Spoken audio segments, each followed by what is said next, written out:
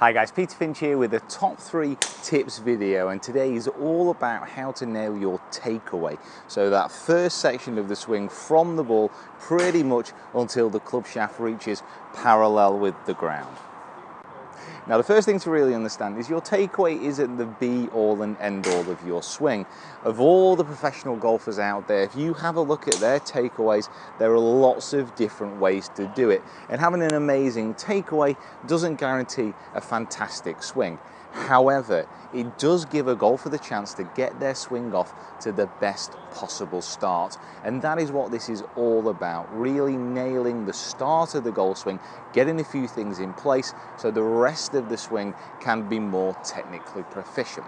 Now, the first thing that we need to do is get the path correct of the actual takeaway. Now, what will tend to happen is if your takeaway is a little bit more from the outside, so you take the club away to the right hand side of the ball as the club moves back, the chances are the club will then return along that path. Again, it's not kind of written in stone, but generally when you see people take the club away like this, they will return it on an out to in swing path. Likewise, if people take it too much on the inside, they're more likely to come through too much on the inside. So what you want to be doing is taking the club away, especially to begin with, pretty much straight along the target line before the club rises into the air and pretty much rests in front of the hands when viewed from this down the line view. Now what this will help is, as the club is taken back much straighter, is getting to the top of the swing and returning it into pretty much the same position when coming down. However, simply just taking that club straight back along the target line until that halfway stage isn't quite enough. You do have to understand that because the spine is tilted, because the swing works on a plane, you don't want to be forcing it up and away on the target line. It'll go on the target line to begin with, slowly moving off to the inside until this point where the club head pretty much rests in front of the hands. If it does come away, then the arms will become disconnected from the body, and that is certainly something you don't want to see. So the first part of this takeaway, just practice taking it straight back, but not letting the arms become disconnected, and then the club will curve slightly inwards and rest pretty much in front of those hands. And like I said, if you manage to get in that position going back, we should be able to nail that position again on the way back down. And if it all works out, well, if it all works out, I won't need to redo this part of the swing.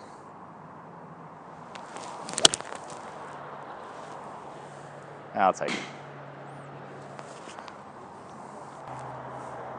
Now the second part and the second top tip of the takeaway you want to be bearing in mind is to increase the amount of width which is on offer.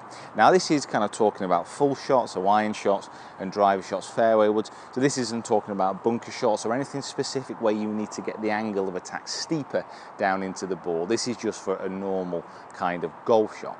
Now with that kind of takeaway that we just spoke about getting that nice straight back position until it just curves away slightly on the inside when the shaft reaches parallel, what we also want to be doing is making sure the width of the actual takeaway is nice and wide. Now what I mean by that, and I'll kind of throw some pro swings up here, you don't want to be taking the club back and getting very restricted. So you don't want to be taking that club back and really feeling like the hands are close to the body and the club head's close to the body, because adding width into the swing will give you so much more consistency and of course distance as well.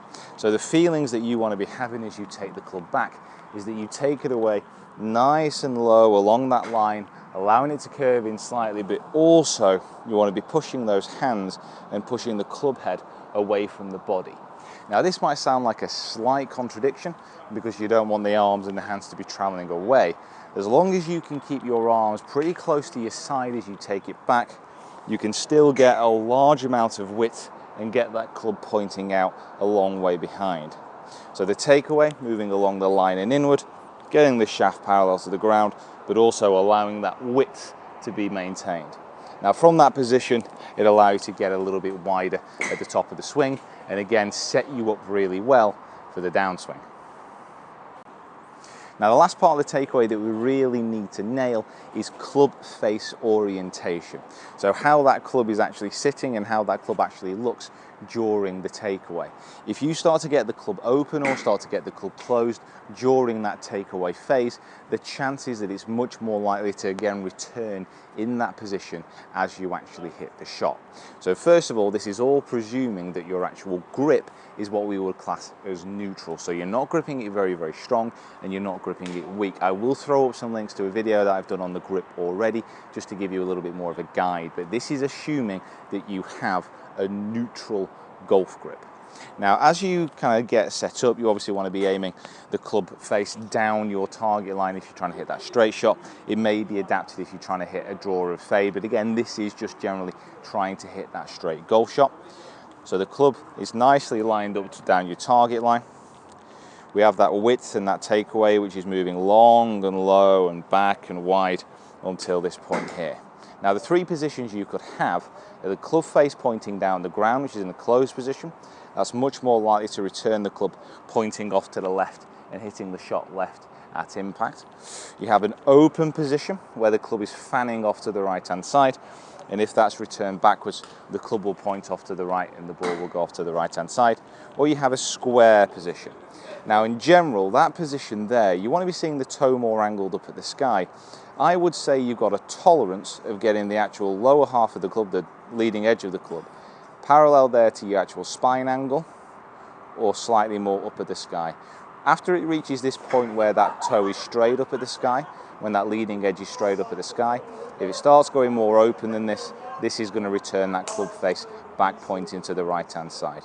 So if you can manage to get that leading edge more parallel with your spine angle, you'll be in a much better position to return that club face back square. So getting those three things together obviously isn't easy, and you can work on these individually. But if you manage to get them all working together, you should be able to get that ball away much, much straighter. Right guys, thank you very much for watching this top 3 tips video. Please subscribe to the channel if you haven't already. Follow me on my other social media platforms as well, and I'll be seeing you guys down here next time. If it went that far,